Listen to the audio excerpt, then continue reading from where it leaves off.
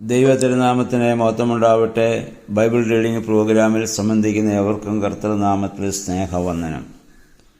ഇന്ന് നമ്മൾ വായിച്ച് ധ്യാനിക്കുന്നത് റോമാലേഖനം 8-ാം അധ്യായമാണ്. ഇതിൻ്റെ വളരെ സങ്കീർണമായ ഒരു അധ്യായമാണിത്. വളരെ ശ്രദ്ധാപൂർവം ഓരോ വാക്യങ്ങളും വായിച്ചെങ്കിൽ മാത്രമേ ഇതിനോട് നമുക്ക് എന്തെങ്കിലും മനസ്സിലാക്കുവാൻ സാധിക്കുകയുള്ളൂ. ഈ അധ്യായത്തിൽ ഒന്നാമത് പറയുന്ന ആത്മാവിലുള്ളതായ ഒരു ജീവിതത്തെക്കുറിച്ചാണ്. അഥവാ ക്രിസ്തീയ ജീവിതം മഹത്വത്തിൻ്റെ മാർഗമാണ്. ക്രിസ്തുവിലുള്ളവർക്ക് അല്ലെങ്കിൽ യേശുവിനോട് ഐക്യപ്പെട്ടിരിക്കുന്നവർക്ക് ശിക്ഷാവിധിയില്ല. കാരണം അവർ ജീവൻ്റെ അവസ്ഥയിൽ ജീവിക്കുന്നു എന്നുള്ളത് കൊണ്ടാണ്. ന്യായവിധി ഇല്ലെന്നല്ല, ന്യായവിധി എല്ലാവർക്കുമുണ്ട്. പക്ഷേ നമ്മൾ ആ ശിക്ഷയിൽ നിന്ന് ജീവൻ്റെ പാതയിലേക്ക് നമുക്ക് പ്രവേശിക്കാൻ സാധിച്ചു എന്നുള്ളതാണ്. അതായത് പാപത്തിൻ്റെയും മരണത്തിൻ്റെയും അധികാരത്തിൽ നിന്ന് നമ്മെ സ്വതന്ത്രരാക്കുന്ന ആത്മാവിനെ യേശുക്രിസ്തു മുഖാന്തരം നമുക്ക് ലഭിക്കുന്നു എന്നുള്ളതാണ്. യേശുക്രിസ്തുവിൻ്റെ മരണത്തിൻ്റെ ഉദ്ദേശം മനുഷ്യന് പാപക്ഷമ നൽകുക എന്ന് മാത്രമല്ല, ശരിയായ സ്വഭാവവും പ്രവർത്തനവും മനുഷ്യനിൽ ഉളവാക്കുന്നതിന് വേണ്ടിയിട്ടായിരുന്നു. പരിശുദ്ധാത്മാവ് നടപ്പിൽ വരുത്തുന്ന ഈ കാര്യം മൂലം അത് നമ്മുടെ ആത്മാവിനും പിന്നീട് ശരീരത്തിനും നമുക്ക് ലഭിക്കുന്നു.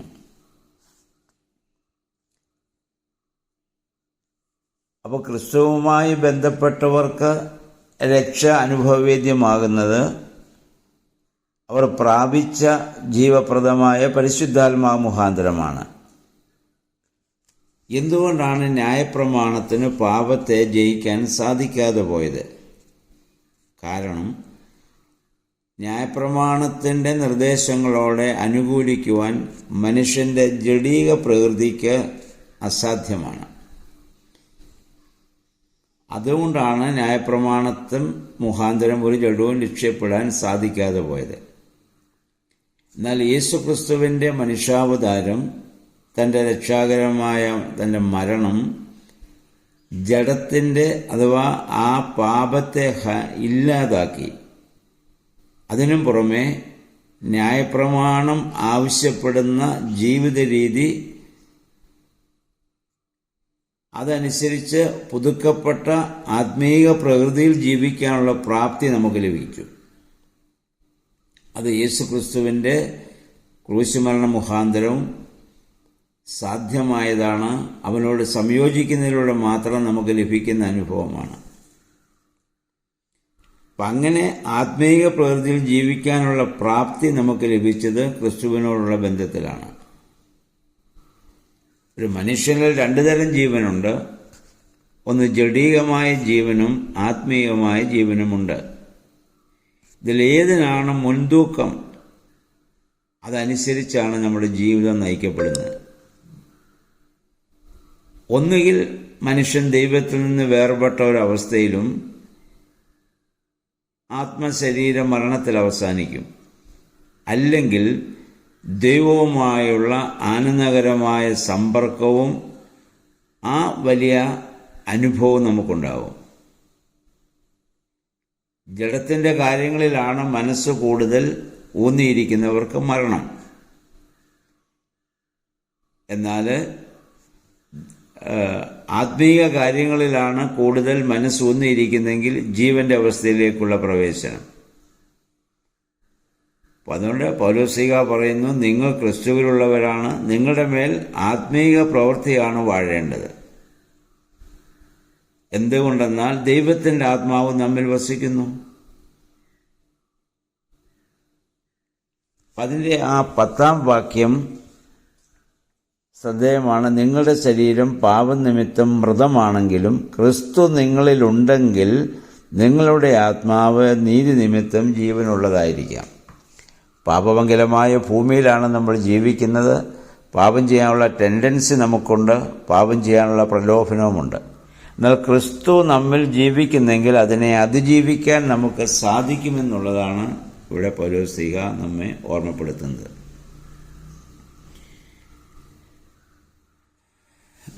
ഇനിയും ദൈവത്തിൻ്റെ ആത്മാവ് നമ്മിൽ വസിക്കുന്നതിനാൽ നമ്മുടെ മർത്ത ശരീരങ്ങൾക്ക് പുതിയ ജീവൻ അത് നൽകുന്നു. അപ്പം ജഡികമായ ജീവിതം ആത്മമരണത്തിന് കാരണമാകും. എന്നാൽ ജീവിക്കുവാനുള്ള മാർഗമോ ജഡപ്രകൃതിയെ ആത്മാവ് കൊണ്ട് നിർവീര്യമാക്കണം. അതാണ് അതിന് ഉള്ള ഏകമാർഗം. ജഡത്തിൻ്റെ മോഹങ്ങളെ ആത്മാവിനെ കൊണ്ട് നിർവീര്യമാക്കുക. അതാണ് നോമ്പിലൂടെ നമുക്ക് സാധിക്കുന്നത്. മനസ്സ് വേണം വേണം എന്ന് ആഗ്രഹിക്കുന്നതിനെ വേണ്ട വേണ്ട എന്ന് വെക്കാനുള്ള ഒരു പരിശീലനമാണ് നോമ്പ്. ഇഷ്ടപ്പെട്ട ഭക്ഷണം പോലും നമ്മൾ വേണ്ടെന്ന് വെക്കുന്നത് അങ്ങനെയാണല്ലോ. അത് ദൈവാത്മാവിനാൽ നയിക്കപ്പെടുമ്പോൾ മാത്രമേ അത് സാധിക്കുകയുള്ളൂ. പിന്നെ അങ്ങനെ ദൈവത്തിൻ്റെ ആത്മാവിനാൽ നയിക്കപ്പെടുന്ന എല്ലാവരും ദൈവമക്കളാണ്. അവർക്ക് ജഡത്തിൻ്റെ പ്രവൃത്തി ചെയ്യാൻ ഒരിക്കലും സാധിക്കുക. അതിനേക്കാൾ ഉപരിയായി ആത്മാവിൻ്റെ പ്രവൃത്തി അവർ ചെയ്യും. ജഡത്തിൻ്റെ പ്രവൃത്തി എന്തെല്ലാമാണെന്ന് ഗലാത്യർ 5:19 മുതലുള്ള വാക്യങ്ങൾ നമുക്ക് കാണാൻ സാധിക്കും. ആത്മാവിൻ്റെ പ്രവൃത്തി എന്താണെന്നുള്ളത് ഗലാത്യർ 5:23 മുതൽ 24 വാക്യങ്ങളുണ്ട്. നമുക്ക് ഗലാത്യ ലേഖനം വരുമ്പോൾ കുറേ കൂടി വിശദമായിട്ട് അതിനെപ്പറ്റി പഠിക്കാം. നമ്മൾ ആത്മാവിൽ ജീവിക്കുകയും ആത്മാവിനാൽ നയിക്കപ്പെടുകയും ചെയ്യണം. അങ്ങനെയുള്ളവരെയാണ് ദൈവമക്കളെന്ന് പറയാൻ സാധിക്കുക. അത് ദൈവത്തിൽ നിന്ന് മാമോദിസ മുഖാന്തരം അവർ ജനിച്ചവരാണ്. അവരാണ് ദൈവമക്കൾ. അവർക്ക് പാപം ചെയ്യാൻ സാധിക്കില്ല. പാപം ചെയ്യാതെ അവർ തങ്ങളെ തന്നെ സ്വയം സൂക്ഷിക്കും.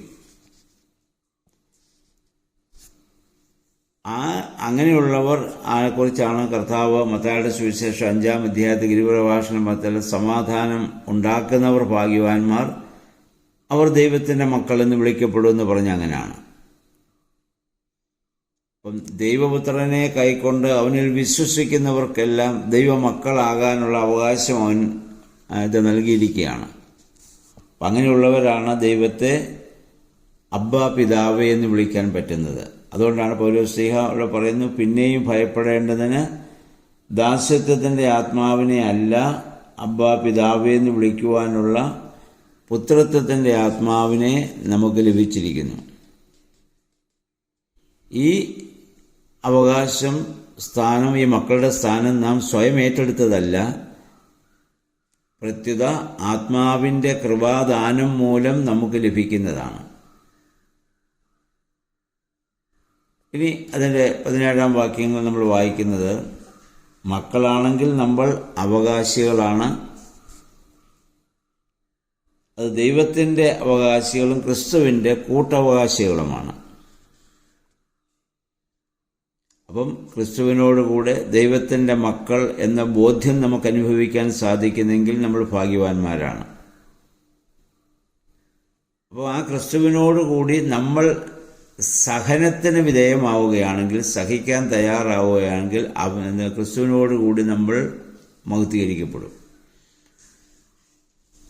അതുകൊണ്ടാണ് കർത്താവ് പണ്ട് ശബദിപുത്രന്മാർ വന്ന് ഞങ്ങളെ ഒരുത്തനെ വലത്തും ഇടത്തും ഇടത്തും കർത്താവ് ചോദിച്ചു, ഞാൻ കുടിക്കുന്ന കാസ നിങ്ങൾക്ക് കുടിക്കാൻ സാധിക്കുമോ? ഞാൻ എടുക്കുന്ന രക്തസ്നാനം നിങ്ങൾക്ക് സ്വീകരിക്കാൻ സാധിക്കുമോ എന്ന് ചോദിച്ചത് അതുകൊണ്ടാണ്. അപ്പോൾ നമ്മൾ ആ സഹനത്തിന് വിധേയമാകുമ്പോൾ മാത്രമേ, അതിന് തയ്യാറാകുമ്പോൾ മാത്രമേ അത് സാധിക്കുകയുള്ളൂ. വിശ്വാസികളെ ഒരിക്കലും ലോകത്തിൻ്റെ കഷ്ടതയിൽ നിന്ന് ദൈവം ഒരിക്കലും ഒഴിവാക്കിയിട്ടില്ല. ലോകത്ത് കഷ്ടമുണ്ട്, അതിനെ നമ്മൾ അതിജീവിക്കുകയാണ് വേണ്ടത്. പൗലോസ്ലീഹയുടെ കഷ്ടാനുഭവം അദ്ദേഹം തന്നെ വിവരിച്ചിട്ടുണ്ടല്ലോ. അങ്ങനെ നമ്മൾ ക്രിസ്തുവിൻ്റെ നാമത്തിൽ കഷ്ടത സഹിക്കുമ്പോൾ നമുക്ക് എന്താണ് ലഭിക്കുക?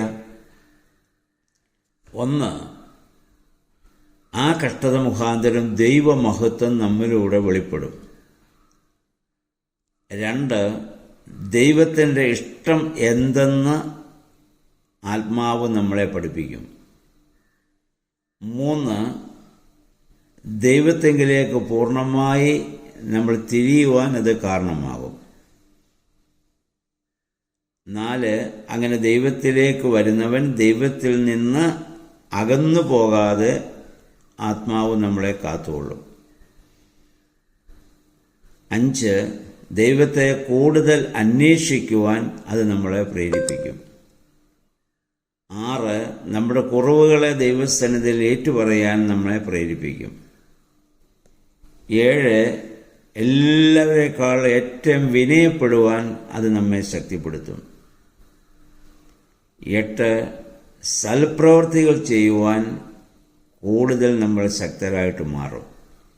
ഈ 8 കാര്യങ്ങൾ കർത്താവിൻ്റെ നാമത്തിൽ സഹനം സഹിക്കുന്നവർക്ക് ലഭ്യമാകുന്നതാണ്.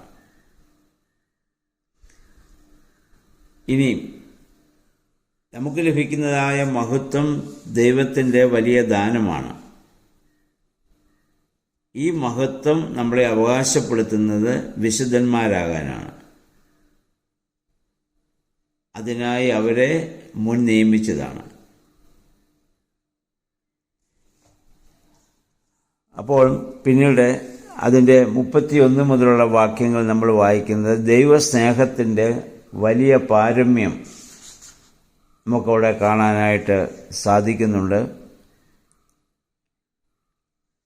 അത് ചോദിക്കുന്നു, നമ്മുടെ പറയാൻ ദൈവം നമ്മുടെ പക്ഷത്താണെങ്കിൽ ആര് നമ്മളെ എതിർക്കും? ദൈവം അനുകൂലമെങ്കിൽ നമുക്ക് പ്രതികൂലമാരാണ്? ആർക്കും നമ്മളെ ഒന്നും ചെയ്യാനാവില്ല. അപ്പോൾ സ്വന്തം പുത്രനെ പോലും കഷ്ടതയ്ക്ക് ഏൽപ്പിച്ചു തന്നവൻ ആ പുത്രന് കൊടുത്തതുപോലെ ആ അവകാശം നമുക്കും നൽകും. അപ്പം പുനരുദ്ധാനം ചെയ്ത അതിന് കാരണമാകുന്നത് പുനരുദ്ധാനം ചെയ്ത കർത്താവ് പിതാവിൻ്റെ വലത്തുഭാഗത്തിരുന്ന് നമുക്ക് വേണ്ടി മാധ്യസ്ഥം വഹിക്കുന്നു എന്നുള്ളതാണ്. ആ ദർശനമാണ് സ്നാപക യോഹന്നാൻ കല്ലേറ് കൊണ്ടപ്പോൾ സ്നാപക യോഹന്നാൻ അല്ല, സ്തേഫാനോസ് സഹത കല്ലേറ് കൊണ്ട് മരിക്കുമ്പോൾ കണ്ടതായ ദർശനം.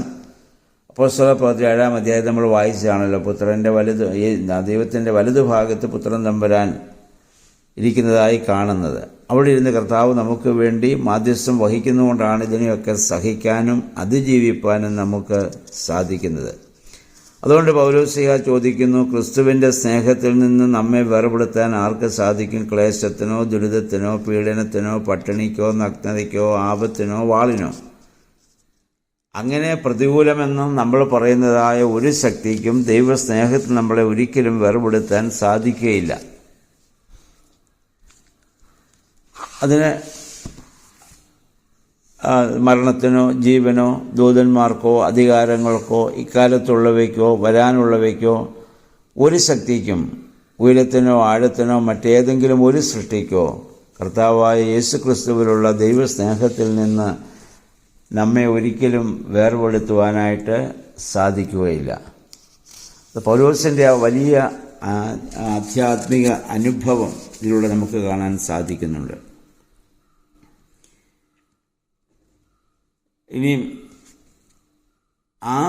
നമ്മുടെ ബലഹീനതയിൽ ആത്മാവ് നമ്മെ തീർച്ചയായും സഹായിക്കും.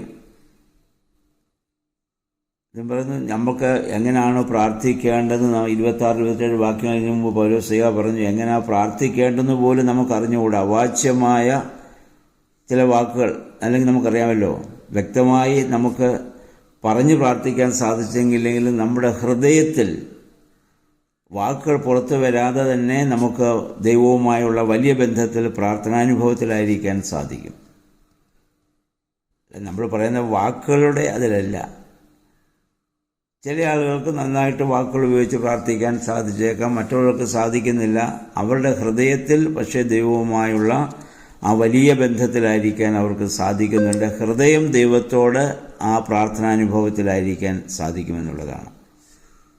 അതാണ് ആത്മാവിൻ്റെ വലിയൊരു അനുഭവം എന്ന് പറയുന്നത്. പിന്നെ ദൈവത്തെ സ്നേഹിക്കുന്നവർക്ക് അത് സർവോപരിയായിട്ടുള്ള സ്നേഹമാണെങ്കിൽ ദൈവത്താൽ വിളിക്കപ്പെട്ട നമുക്ക് അത് സകലത്തിനും നന്മയ്ക്കായി അവസാനം കൂടി വ്യാപരിക്കും.